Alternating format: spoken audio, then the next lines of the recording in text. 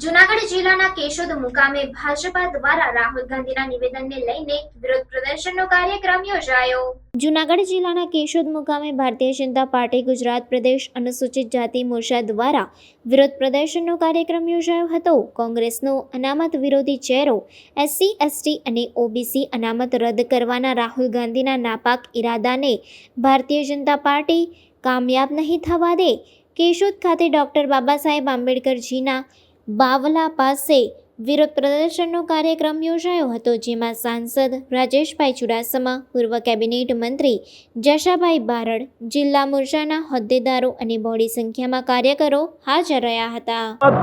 વિરોધની વાતો કરનાર જ્યારે અમેરિકા જઈ વોશિંગ્ટન એસીમાં તેમણે નિવેદન આપ્યું ને નિવેદન કેવો આપ્યો કે જ્યારે કોંગ્રેસ સત્તા ઉપર આવશે ત્યારે બંધારણમાં એવી જોગવાઈ કરી અને જે આ બંધારણની જે જોગવાઈ ઓબીસી એસટી એસસીની જે જોગવાઈ છે એની ફેર વિચારણા કરવા એવું જાહેરમાં કહ્યું છે।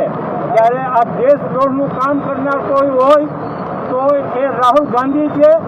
અને દેશનું બંધારણ જ્યારે 1950માં ડૉક્ટર ભીમરાવ આંબેડકરે બનાવ્યું ત્યારે દેશની અંદર ત્યારે પણ તેને કોઈ હિસાબે 1951ની અંદર આ દેશના બંધારણના ઘડવૈયા ડૉક્ટર ભીમરાવ આંબેડકર ને જ્યારે તેમને ચાલુ કાયદા મંત્રી હોવા છતાં નહેરુની અને આ કોંગ્રેસની સત્તાવાળાએ રાજીનામું આપવાનું કૃત્ય કર્યું છે। 1952 અને 1954ની અંદર પણ ડૉક્ટર ભીમરાવ આંબેડકર જે દેશના બંધારણના ઘડવૈયા એમને હરાવવાનું કોઈએ કૃત્ય કર્યું હોય તો એ કોંગ્રેસે કર્યું છે।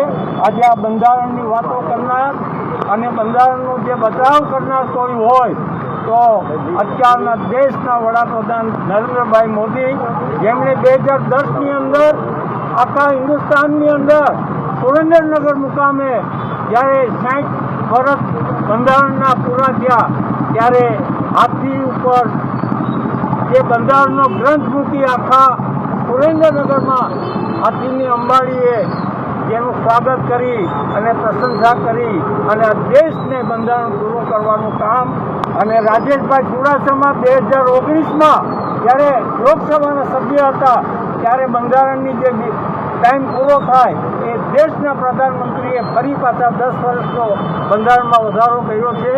આજે દેશ વિરોધી કૃત્ય કરનારને ઓળખી લેવાની જરૂર છે। આ કોંગ્રેસ કાયમી બંધારણને છેડછાડ કરનારી છે। એણે 60 વર્ષની અંદર 42 વખત આ બંધારણની સંશોધનમાં તેમણે સંશોધન કર્યું છે અને બંધારણને જો તોડવાનું કોઈ કામ કર્યું તો કોંગ્રેસે કર્યું છે, એમાં ખાસ કરીને રાહુલ ગાંધીએ કર્યું છે। જૂનાગઢ જિલ્લામાં ભારતીય જનતા પાર્ટી દ્વારા અવારનવાર જ્યારે પણ રાહુલ ગાંધી વિદેશના પ્રવાસે જાય ત્યારે ભારત દેશની જનતાને ઠેસ પહોંચે એવા નિવેદનો અવારનવાર કરવામાં આવે છે। ગાંધી પરિવાર હંમેશા